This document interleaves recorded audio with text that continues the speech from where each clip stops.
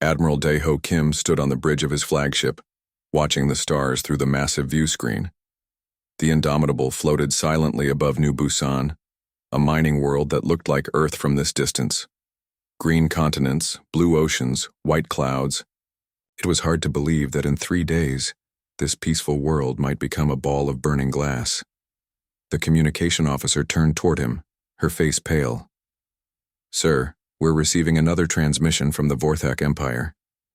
Dae-ho nodded, grimly. He had been expecting this. The first message had arrived 48 hours ago, and it had been clear enough. Now they were probably sending their final warning. The holographic display flickered to life, showing a creature that still made humans uncomfortable, even after 5 years of contact. The Vorthak ambassador was 12 feet tall, made entirely of living crystal that shifted colors like an oil slick. Its voice sounded like breaking glass mixed with wind chimes. "Admiral Kim of the human fleet," the creature said. "Your species has 24 standard hours remaining. All human settlements beyond the Kepler line must be evacuated. Any humans found in our territory after this deadline will be eliminated. This is not negotiable. This is not a threat. This is a promise." The transmission ended. The bridge fell, silent except for the quiet hum of the ship's engines. Dae-ho looked at his crew. These were good people, trained soldiers who had signed up to protect human colonies. None of them had ever faced anything like the Vorthak before. Hell, nobody in the galaxy had faced the Vorthak and lived to tell about it. "Get me Captain Park on Kepler 442b, he said quietly. The view screen changed to show Captain Hyjin Park in her command bunker on the planet's surface. Behind her, Dae-ho could see Marines rushing back and forth, preparing defenses that everyone knew would be useless against Vorthak technology. "Captain," Dae-ho said, "how many people can we evacuate?" Hyjin's jaw tightened. "We have transport ships for maybe 200,000 people, sir. The colony has almost 500,000 residents." The numbers hit Dae-ho like a punch to the stomach. 500,000 people, farmers, miners, teachers, children, people who had come to this world to build new lives, to escape the overcrowded cities of Earth. "What about the other colonies?" he asked. "Similar problems everywhere, sir.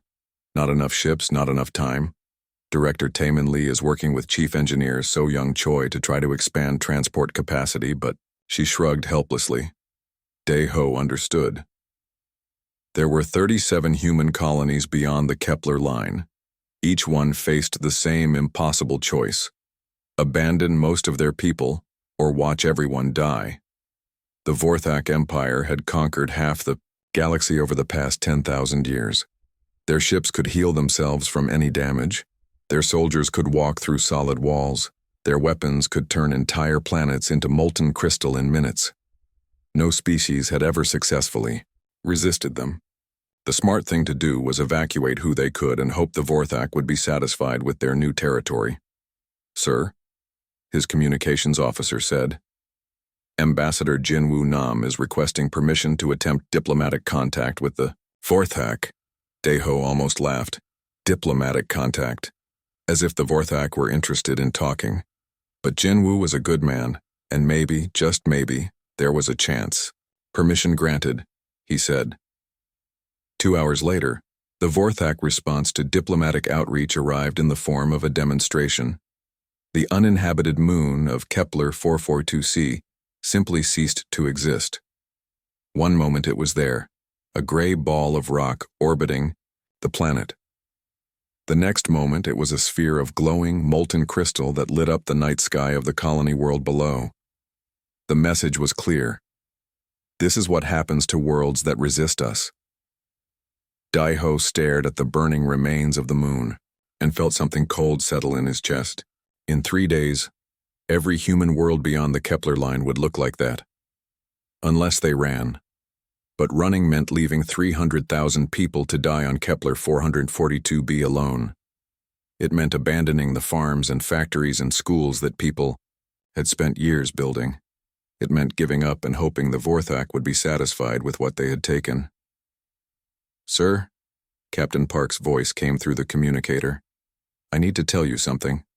We've been asking the colonists to prepare. for evacuation, drawing up lists, organizing transport priorities, that sort of thing. And they're refusing to leave, sir. Not just a few of them. Almost all of them. Hyun Soo-jung, he runs the main mining operation. He says he'd rather die here than abandon his life's work. Mira Song, she's got the biggest farm on the continent. She says the same thing. They're all saying the same thing. Daeho felt his chest tighten. What exactly are they saying, Captain? They're saying they'd rather die fighting for their homes than live as refugees. They're asking us to stay and help them fight. Fight. Against the Vorthak Empire. Against ships that could regenerate from any damage and soldiers that could phase through matter. Against an enemy that had never lost a war in 10,000 years. It was insane. It was suicide. It was impossible. But as Daeho looked out at the stars, at the 37 worlds where humans had built new lives, where children played in parks and farmers grew food and teachers taught the next generation, he realized something. These weren't just military outposts or mining stations. These were homes. Real homes where real people lived real lives, and maybe, just maybe, some things were worth dying for. He turned to his communications officer. Get me a direct link to all human colonies beyond the Kepler line, all of them. Sir? I'm going to ask them a question, and depending on what they say, we're either going to save some of our people by running away, or we're going to try to save all of our people by doing something incredibly stupid. The communications officer worked quickly, establishing links to 37 worlds. 37 colonies where humans waited to learn their fate. Daeho looked at the viewscreen, knowing that millions of people were watching him, waiting for him to tell them whether they would live or die, whether they would run or fight. He took a deep breath and made the choice that would change everything. The deadline passed at midnight, Galactic Standard Time.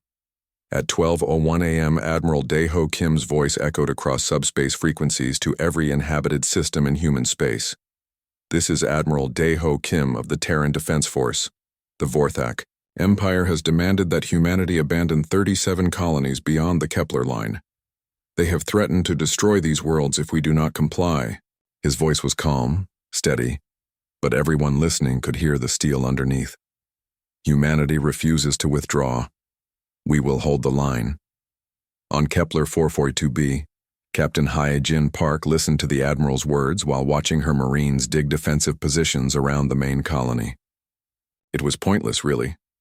Vorthak plasma weapons could cut through their best armor like paper, but the colonists insisted on helping, and somehow their determination was infectious. Dong Hyun Yu, who had spent 20 years building construction sites across the colony, was leading a team of volunteers to convert mining equipment into weapons. They were taking heavy excavators and mounting military-grade particle cannons on them. It shouldn't work, but Dong Hyun had a way of making impossible things happen. Captain, called Dr. Yoonji Kang from the medical station. We've got the field, hospital set up, but I have to tell you honestly, if the Vorthak come, these facilities won't help much. Their weapons don't leave wounded, just dead or untouched. Hyejin nodded grimly. She had seen the reports from the wars where other species had tried to resist the Vorthak. There were never any wounded to treat. Nearby, Young Ho Seo was working frantically with a team of engineers to build shield generators from mining equipment. The kid was barely 18, fresh out of engineering school, but he had ideas that the older engineers admitted might actually work. He was trying to create overlapping energy fields that could maybe, possibly, slow down Vorthak weapons long enough for people to find cover. Captain! The shout came from the communications bunker. Vorthak ships are coming out of quantum fold space. Multiple contacts, heading straight for us. Hyejin ran to the observation deck and looked up at the sky. At first, she saw nothing. Then the stars began to disappear, blotted out by massive shapes that seemed to bend light around them. The Vorthak ships were beautiful in a terrifying way. Perfect geometric crystals the size of office buildings, floating in space like deadly jewels. Her communicator crackled. This is Captain Sung-Min Baek, leading Fighter Squadron Alpha. We're moving to intercept. Hyejin wanted to tell him not to bother. Human fighters were fast and maneuverable, but Vorthak ships could repair any damage instantly. Their weapons could phase shift to pass through armor and shields. Every military simulation showed the same result: total human defeat in minutes. But orders were orders, and sometimes you had to try impossible things. Beck's squadron consisted of 12 fighters, including several pilots who had never seen real combat. Nari Lim was one of them. 6 months out of flight training, nervous as hell, but determined to protect the colony below. As the human fighters approached the Vorthak formation, something strange happened. Nari found herself anticipating the enemy's movements. When a Vorthak destroyer fired a barrage of phase-shifted projectiles that should have been impossible to dodge, she somehow knew exactly where they would be and wasn't there when they arrived. "What the hell?" Beck's voice came over the radio. "Nari, how did you know to move? Those weapons phase shift randomly. You can't predict where they'll hit." Nari didn't have an answer. She just knew. Like the enemy ship was broadcasting its intentions directly into her brain. She fired her missiles at what looked like empty space, but when the Vorthak ship moved to exactly that location, the missiles found their target. Across the squadron, other pilots were reporting similar experiences. They were dodging weapons that couldn't be dodged, hitting targets that shouldn't be hittable. It made no sense. The engagement lasted 17 minutes. When it was over, the impossible had happened. A Vorthak destroyer was damaged and retreating. Its crystalline hull, which should have regenerated any damage instantly, was cracked and sparking with unstable energy. For the first time in galactic history, the Vorthak had tasted defeat. But instead of intimidating them, humanity's resistance triggered something far worse. On the Vorthak command ship, ancient systems began to activate. War protocols that hadn't been used since they conquered the ethereal dominion began to pulse with deadly light. The Vorthak war mind, dormant for centuries, began to wake up. Back on the planet, Hyojin watched the retreating Vorthak ships and felt a mixture of hope and terror. They had won a battle, but she suspected it would only make the enemy angrier. Her suspicions were confirmed 6 hours later, when long-range sensors detected new contacts coming out of quantum fold space. Not the border patrol ships they had just fought, but something much larger, much older, much more dangerous, Captain, her sensor operator said, voice shaking. "These ships, their reading is over 10 kilometers long. The computer can't even classify them. It's like they're made of something that isn't quite matter." Hyojin stared at the sensor readings and realized what was happening. The Vorthak hadn't sent their military to deal with humanity. They had sent police. Now, after humanity had bloodied the police's nose, they were sending their actual military. The ships appearing on sensors were world killers, planet crackers, the kind of vessels that had ended entire civilizations. "Get me Admiral Kim," she said quietly. When the Admiral's face appeared on screen, she could see the same realization in his eyes. They had crossed a line they couldn't cross back over. The Vorthak were no longer treating this as a simple territorial dispute. They were treating it as a war. "Sir," she said, "I think we're about to find out what the Vorthak do to species that actually fight back." Admiral Kim nodded grimly. "Captain, I want you to know that what your pilots did today, it shouldn't have been possible. Human reflexes, human technology, human tactics, none of it should work against Vorthak ships. But somehow it did. What does that mean, sir?" "I don't know yet. But I'm ordering all our science teams to figure it out. Because whatever happened in that battle, it might be the only thing that keeps us alive long enough to learn if courage can beat inevitability." The Admiral signed off, leaving Hyojin to stare at the sensor readings showing dozens of massive Vorthak warships approaching their position.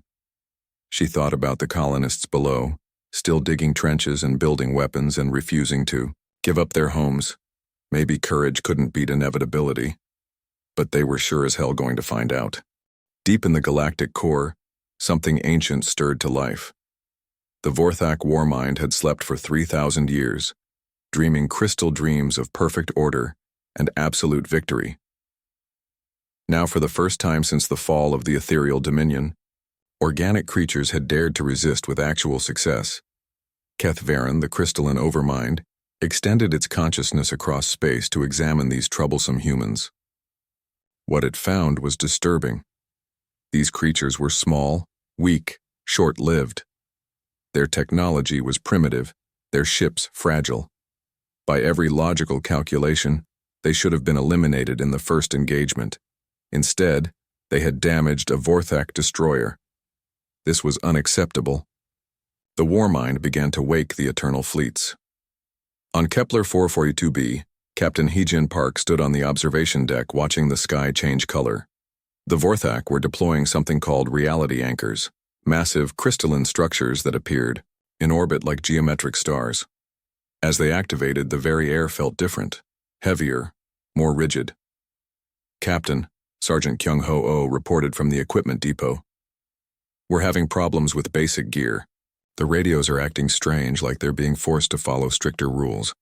Even our vehicles are having trouble. It's like the laws of physics are becoming more organized. That was exactly what was happening.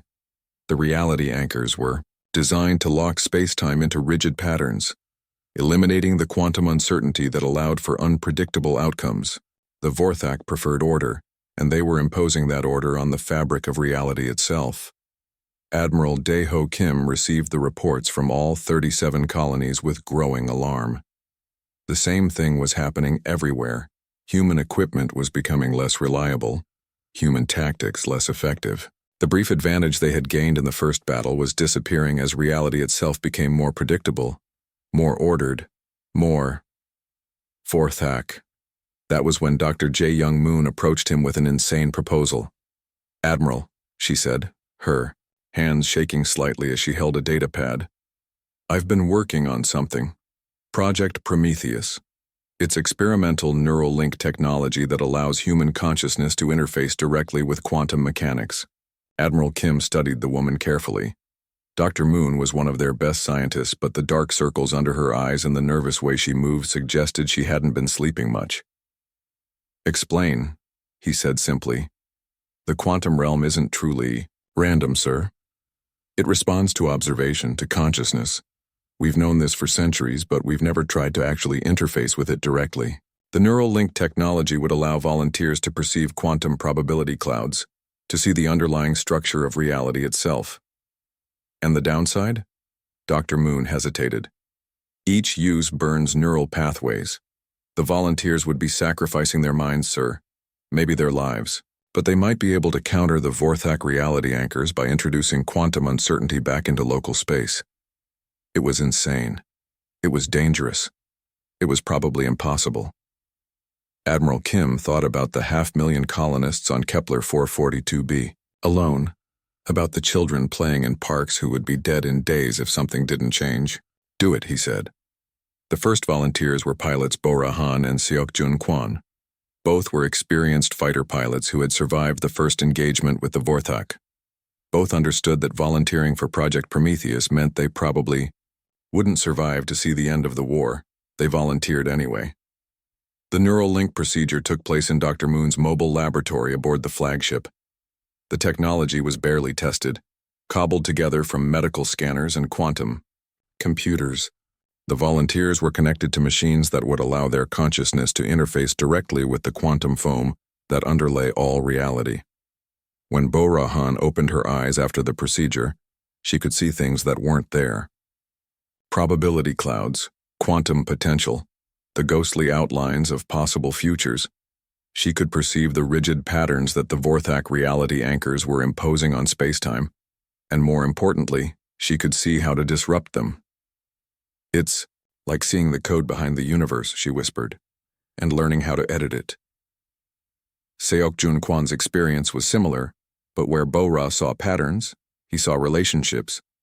Quantum entangled particles scattered across space, connected by invisible threads that he could somehow influence through focused intention. The first test came when the Vorthak deployed their planet killer fleet against the Tau Ceti system. Massive world ships, each one the size of a small moon, capable of reducing entire planets to cosmic dust in minutes. Bo-Ra and Seok-Jun launched in modified fighters equipped with quantum interface systems. As they approached the lead world ship, something impossible happened. Bo-Ra focused her enhanced consciousness on the ship's crystalline matrix, on the ordered patterns that held its structure together. Instead of attacking the ship with weapons, She attacked its existence with will. She convinced the quantum foam around the ship that its molecular bonds were less stable than they appeared to be. The world ship didn't explode. It didn't break apart. It simply stopped being certain that it existed. For 17 seconds, a Vorthak world killer flickered in and out of reality like a bad hologram. When it finally stabilized, its crystalline hull was riddled with stress fractures, and its crew was screaming in frequencies that hurt to hear. The ship retreated. The impossible had happened again. But this time it hadn't been luck or human unpredictability. It had been something much more fundamental. Humans had learned to edit reality itself. The news spread across the galaxy in hours. Species that had cowered before Vorthak expansion for millennia suddenly looked up at the stars with something they hadn't felt in centuries: hope.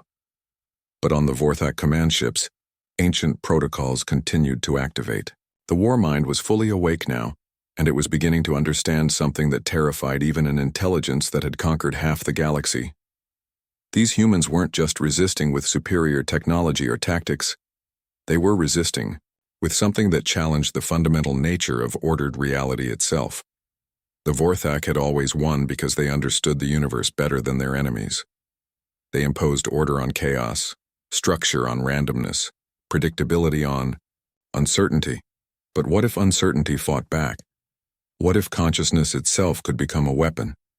For the first time in its existence, the war mind experienced something it had never known: doubt. And doubt, as any quantum physicist could have told it, was a very dangerous thing to introduce into a system that depended on absolute certainty. The war was about to become something entirely new, something that would determine not just who controlled which star systems, but what the fundamental nature of reality itself would be. The universe itself was about to choose sides. 6 months into the war, humanity was losing on every front except one. They absolutely refused to surrender. Colonel Inho Cha stood in the command bunker of what had once been the Tau Ceti mining station, watching sensor readings that should have made him despair. A Vorthak armada approached that had once conquered the ethereal dominion, hundreds of crystalline ships that could reduce planets to ash. Against them, he had 40 enhanced Marines and a handful of retrofitted mining ships. The enhanced Marines were all volunteers who had undergone the neural link procedure. They could perceive quantum probability clouds, influence reality through focused intention, and in some cases, convince matter itself to behave differently than physics suggested. It should, but each use of their abilities burned neural pathways, slowly killing them from the inside out. Dr. Jae Young Moon watched helplessly from her medical station as another volunteer paid the price for humanity's resistance. Ji Hye-yoon had been one of her best test subjects, a young engineer who could perceive quantum structures with remarkable clarity. She had spent 6 hours holding off a Vorthak mind flayer, a crystalline creature that could break human minds from orbit, by convincing local space-time that the creature's psychic attacks weren't actually happening. The effort had cost her everything. Neural cascade failure, complete breakdown of the connections between her consciousness and her brain. She would never walk again, never speak normally again. But the colony she had protected was still alive. Another one? Dr. Moon asked as the medical team carried Ji Hai to the intensive care unit. Colonel Cha nodded grimly. She held them off, long enough for the civilians to evacuate to the deep shelters. Saved about 3,000 lives. Dr. Moon stared at her hands. They were shaking again. She had created the neural link technology, had opened the door that allowed human consciousness to interface with quantum mechanics. Every volunteer who burned out, every mind that shattered under the strain of editing reality itself, was her responsibility. But the alternative was extinction. "Colonel," her assistant called from across the laboratory. "Dr. Woo Jin Ko is requesting an emergency conference from New Seoul. He says it's urgent." The holographic display activated, showing a man who looked like he hadn't slept in weeks. Dr. Ko was a quantum physicist who had been studying the effects of the enhanced Marines on local spacetime.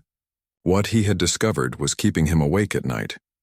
"Colonel Dr. Moon," he said without preamble, "I've been analyzing the quantum signatures around enhanced Marine operations.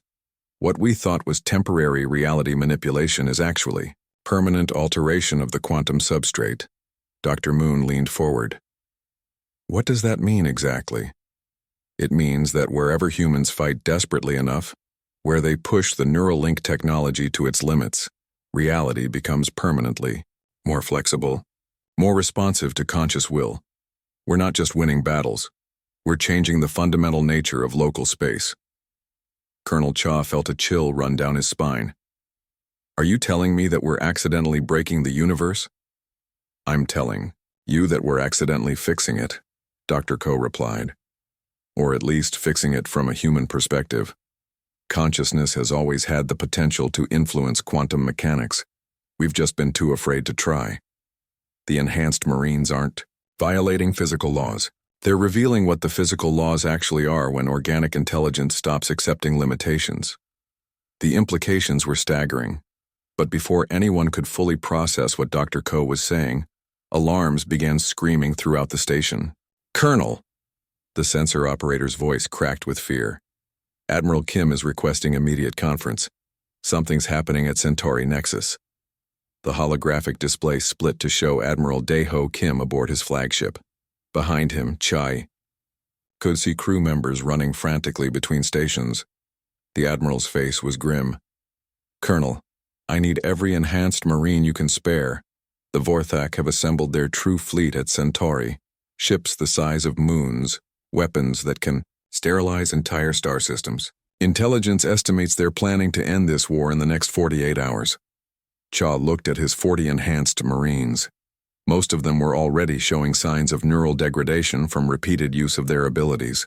Several couldn't walk without assistance. All of them knew that another major engagement would probably kill them. Sir, he said, my people are barely holding together as it is. Another battle like the one we just fought. I know what I'm asking, Colonel. But if Centauri falls, the Vorthak will have a clear path to Earth. 30 billion people gone. Everything we fought for meaningless. Admiral Kim paused, then continued. I also need to tell you that we're not facing this alone.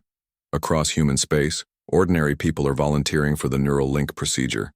Teachers, farmers, shopkeepers, they know it's probably a death sentence, but they're volunteering anyway. Captain Haewon-young appeared on another section of the holographic display. She was commanding a converted passenger liner that had been retrofitted with weapons and quantum interface systems. Her crew consisted entirely of civilians who had never seen combat. Colonel, she said, I've got 300 volunteers aboard this ship. None of them are soldiers, but all of them are enhanced. A school teacher named Min-Soo Park can convincing enemy missiles that they've already hit their targets. A farmer, called Yoon-hee Kim, can make our armor believe it's stronger than it actually is. They don't know anything about military tactics, but they know how to make impossible things happen. Similar reports were coming in from across human space.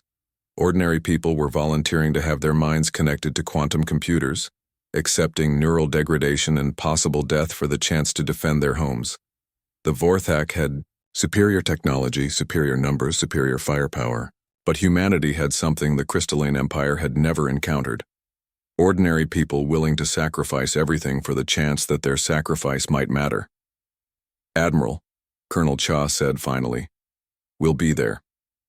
As the enhanced Marines prepared for what everyone knew would be humanity's last stand, Dr. Moon made a final log entry in her research notes. The neural link technology was supposed to be a weapon. Instead, it's become something else entirely. A way for human consciousness to interface directly with the quantum foundation of reality. We're not just fighting a war anymore, we're evolving. Whether the species that emerges from this conflict will still be recognizably human remains to be seen. But at least we'll still exist to find out. The Battle of Centauri Nexus would begin in 18 hours. Humanity would field 30,000 ships against a Vorthak true fleet that had never been defeated. Most of the human vessels were converted, civilian craft crewed by volunteers who had accepted the neural link procedure, knowing it would probably kill them. It was insane. It was impossible. It was typically human, and as the fleets converged on Centauri Nexus, quantum physicists across the galaxy began detecting something unprecedented. The fundamental constants of local space-time were beginning to fluctuate, as if reality itself was holding its breath. The universe was about to discover what happened when unstoppable force met immovable stubbornness. The Battle of Centauri Nexus began at 800 Standard Galactic Time on a Tuesday that would be remembered for as long as intelligent life existed in the galaxy. Admiral Dae-Ho Kim watched from the bridge of the Indomitable as 30,000 human ships formed up against the Vorthak True Fleet. The enemy ships were magnificent and terrible. Each one was the size of a small moon, their crystalline hulls refracting starlight into deadly rainbows. These were the vessels that had ended the ethereal dominion, that had reduced the Silicon Confederacy to cosmic dust. Against them, humanity, fielded converted mining ships, retrofitted passenger liners and cargo haulers with missile pods welded to their hulls. It should have been a massacre.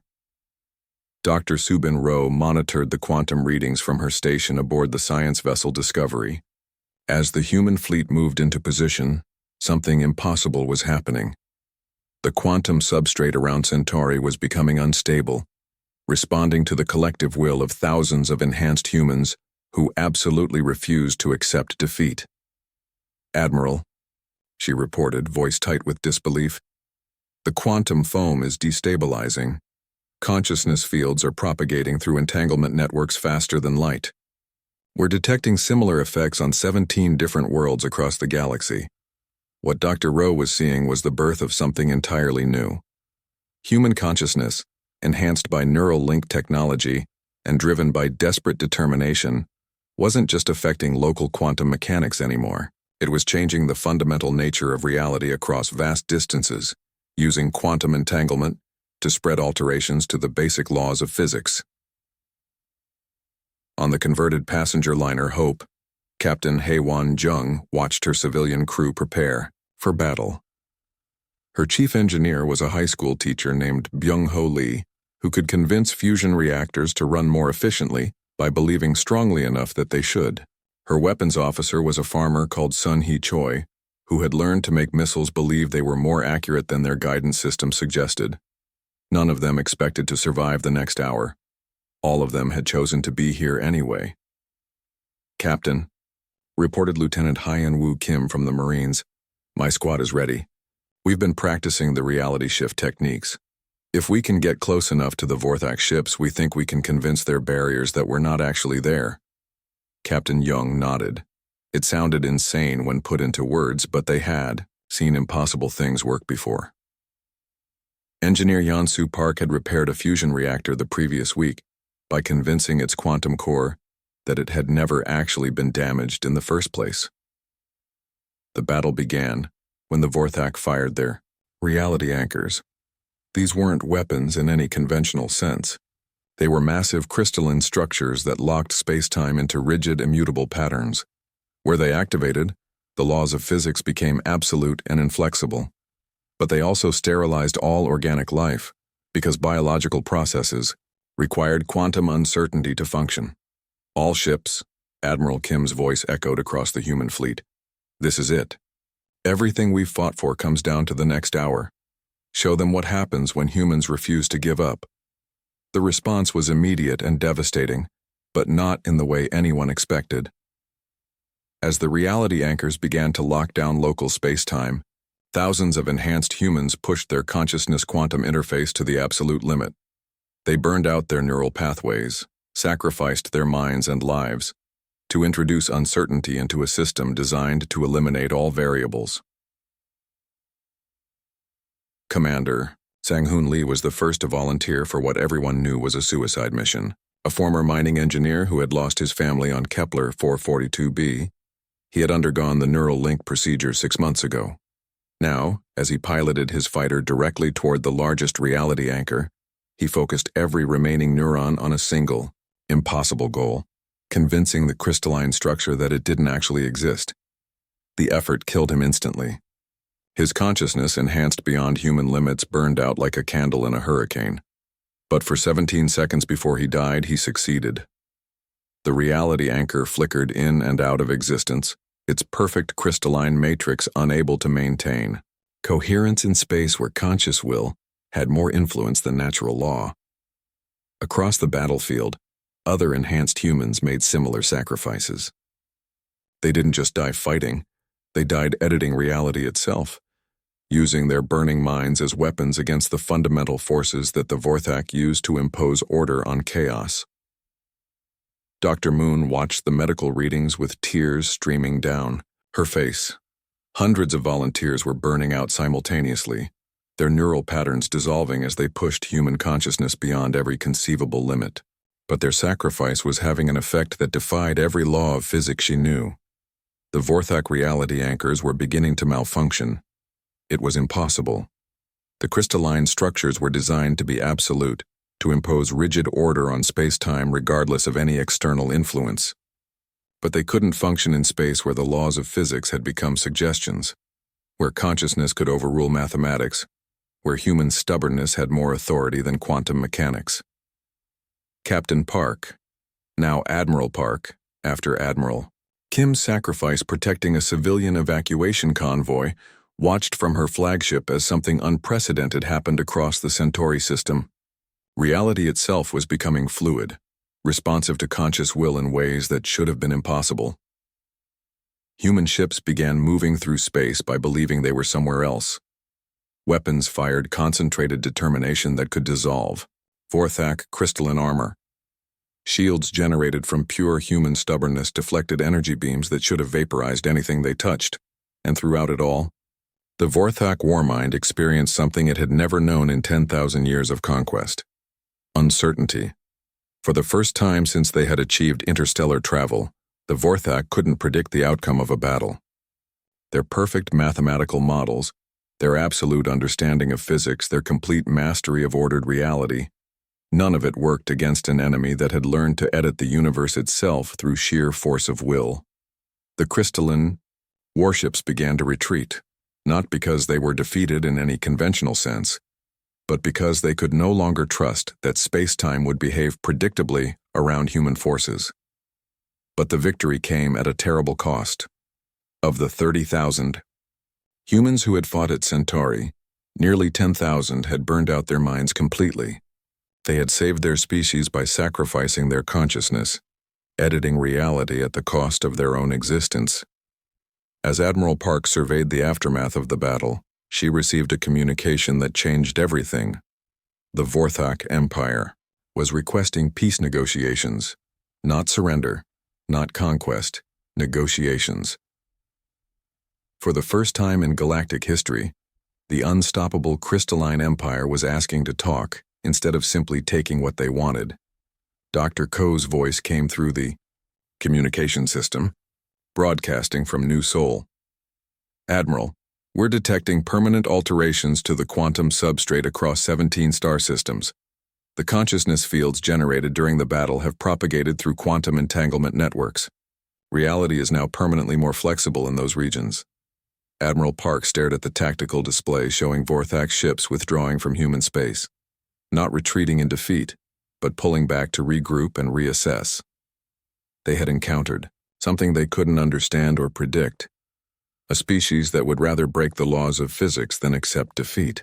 What have we become? She wondered aloud. Her science officer, one of the few enhanced Marines who had survived the battle, looked up from his station. Half his face was paralyzed from neural burnout, but his eyes were clear. Something new, he said simply. Something that refuses to accept that impossible means impossible. The war wasn't over. But for the first time since it began, humanity had a chance to survive it. They had learned to make reality itself their ally in the fight against extinction. The question now was whether the universe they had helped create would still have room for the species they used to be.